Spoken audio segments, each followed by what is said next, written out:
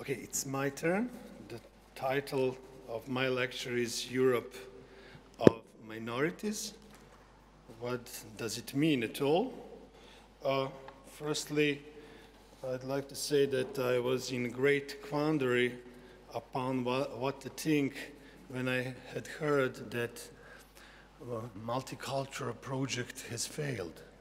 Namely, a couple of years ago, we could hear from highest European authorities, from the prime ministers of biggest and most developed European countries, who publicly pointed out that multicultural project is failed. What's wrong with that, one might ask? It's some kind of terminological fashion. The word as such was not of European origin.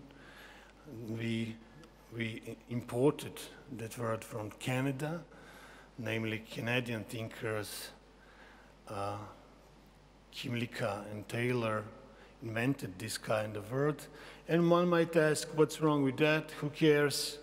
That word is deprived of its very substance, and we are going on. Firstly, it was strange to me because most serious European countries don't change their political course just like that, for no apparent reason. Secondly, never mind that regardless of the fact that that word is not so old, the phenomena covered with that word is much, much older. And namely, this kind of phenomena was recognized in the 18th century. That's not well known, but Johann Gottfried Herder had recognized the possibility of world war. End of 18th century, Herder was, let's say, convinced that a long or everlasting policy of unequal cultural treatment can trigger off world war in the future. I will quote one sentence from his article. The conflict of all the nations of our earth is quite easy to imagine, even the cause for its breakout. End of 18th century. The cause for its breakout is related to unequal cultural treatment. My starting point is that multiculturalism implies a fierce critique of European political course of assimilation, colonialization, and imperialism. In other words, putting culture, there's a multiculturalism, putting culture in the front row of social and political relationships has been motivated by a confrontation with violence through which some languages and cultures impose themselves, consciously suffocating other languages and cultures. Also, in my opinion, multiculturalism is counterattack. Counterattack directed against these politics of assimilation, colonization, and imperialism. Multiculturalism has displayed itself as the initiator of integration only in the first phase. Soon after, it became questioned from all sides of the ideological spectrum as a regressive project or backstabbing manipulation. Left critics ruthlessly and systematically condemn multiculturalism as a neoliberal hoax through which the global capital tries to profit on real differences. Upon that, in secular tendencies from which the multicultural impartially emerged, the radical thinkers recognize only a cheap cover-up of anti-Islamic racism. Right critics, on the other side, blame multiculturalism for creating separate cultural communities. Should multicultural projects succeed in full, the state may be torn apart into cultural enclaves which can, after a mutual recognition, live in complete segregation. First day we have heard such kind of question to Professor Varadi. The issue not so often spoken of, which could be the common ground of both the left and the right, is that there is a Pascal principle.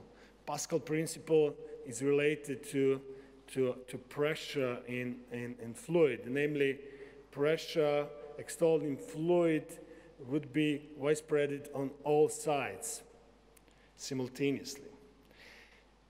The issue not so spoken of, which could be the common ground of both the left and the right, is that there is a Pascal's principle because of which amplified accent on cultural distinctiveness causes a reciprocal weakening of the capacity for mutual coexistence and suspends the interest for unity. Though this may seem as a paradox at first glance, the same project, multicultural project, is related to integration and segregation. The same logic, which cares for abolishing violence and hierarchy, is now being exposed as the abolishment of communion. The spokespersons of the doom of multiculturalism tried to convince us that the recognition of the prime position of generality of the state is by far more significant than the specificity of a culture. Because of that, the contemporary stress on integration is no longer pointed at the recognition of the humiliated or mistreated, as it used to be, or to their equal participation in life of a community, but is more of an inclusion into a social atmosphere which requires a complete break with the life created in the isolated ghetto of one's own culture. Recognition implies a distance from the individual stand and a long-term commitment towards others. If multiculturalism is founded on the politics of recognition, then it is quite pointless passing on criticism on the back of the unresolved issues of social integration. The idea of multiculturalism aims towards the inclusion of all, which means that the self-isolation of some groups denies this very idea. This means the project of multiculturalism is not to carry blame for the objections attributed to it. The unwillingness of some parts of immigrant communities to integrate into German or French society demonstrates contemporary examples of misrecognition. Unlike previous practice, when the major communities refused to grant equal treatment to minority nations, in the contemporary world, we see examples of tendencies in the opposite direction. The nations of economically and politically developed states are by default complying with the policies of recognizing cultures that have in the past been stigmatized, while parts of the immigrant communities live in complete isolation, refusing to accept the dignity of the culture that they reside in. When Angela Merkel, calling upon the experience of her country, claimed that multiculturalism is a failed project, she is actually saying that some parts of the immigrant communities are rejecting to recognize German culture. If that is so, then this is just another example of misrecognition or ignorance towards a recognition, and not the failure of a complete project. When new slogans are put against multiculturalism, officially, like integration first, cultural specificity later, the request for recognition just becomes more radicalized. This is done by placing the focus of recognition onto the legal aspect rather than on the cultural plan. If we now ask the members of the immigrant communities to prove in front of state officials the knowledge of the language of the country they live in, if they are asked about the basic characteristics of the constitution of that country and its political order, then they are practically obliged to obtain the assumptions needed for the liberal idea of equal treatment. Nowadays, the spotlight is directed not to the recognition of a culture, but to the recognition of the actual legal and political sphere. Languages and laws are not learned for a better understanding of a culture, but are learned to gain the ability to participate in a community with the awareness of the institutionalized rules of the game.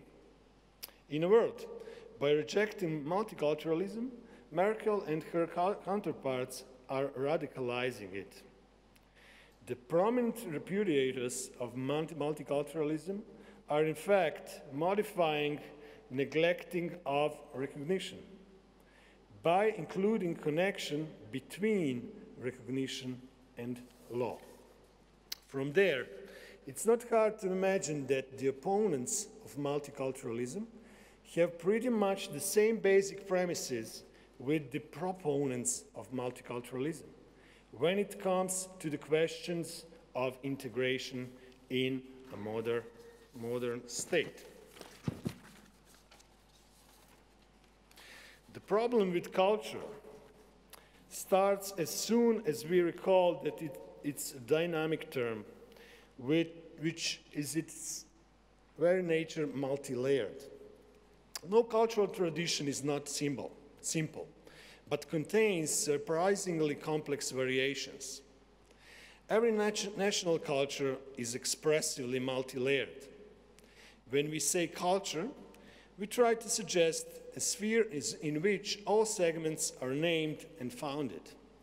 Contrary to that, the actual life of each culture, even if it is an ethnically completely homogeneous, is in a literal sense multicultural, since it contains a multitude of subcultural phenomena, which is in contemporary conditions become more visible and more spread.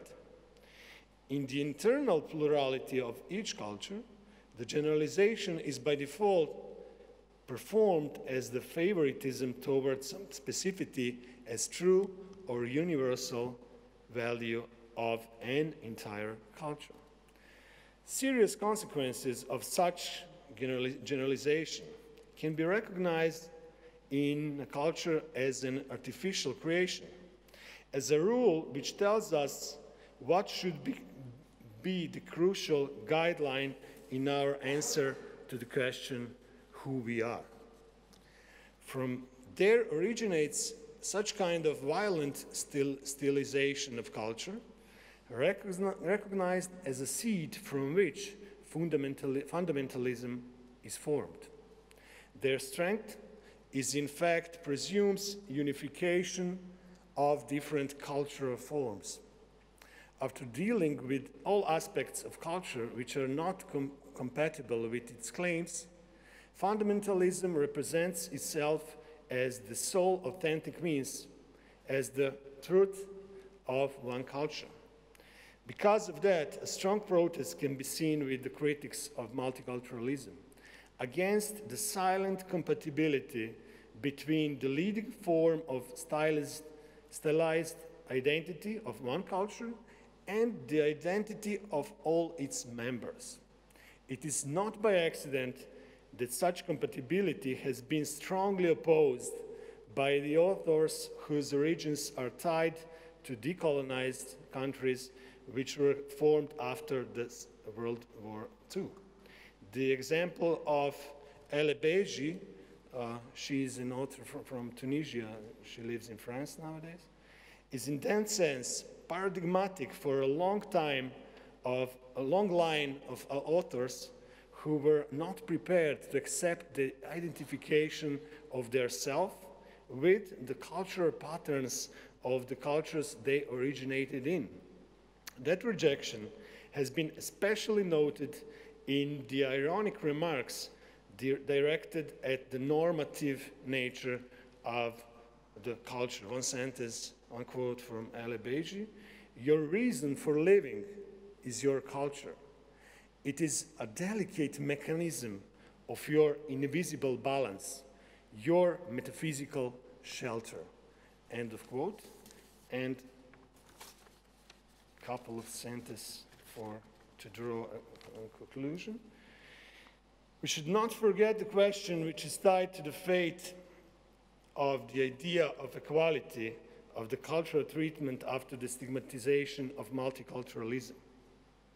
Although we do not have principal reasons to mourn for that word, since it caused more confusion than it provided answers to the problem to which it was supposed to point at, we do have the basis for fear that the diagnosis will failure of the multicultural project strengthen the opponents of equal cultural treatment.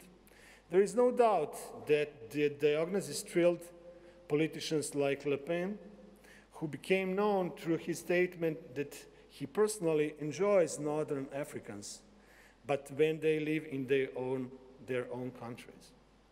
What else could they have seen it but the proof that they, while expressing the need for a drastic mechanism of social exclusion, were right? The alternative to politics of recognition has been known for a while. Violence, exclusion, hatred represent the peculiarities of the modern world, and like a shadow, make all efforts towards gaining freedom and dignity. They did not come from the outside. Their intensity and strength depend entirely on our readiness to find new creative answers to the noted weaknesses and difficulties. Because of that, all contemporary denials and criticism of multiculturalism should be carefully listened to. History teaches us that the real problems are hidden where they are not seen and not even recognized as problems. With multiculturalism, this is not the case. From there, we are able to see the seeds of the solution in the fierce criticism of multiculturalism, which is a foundation for a future of the politics of recognition. Thank you very much.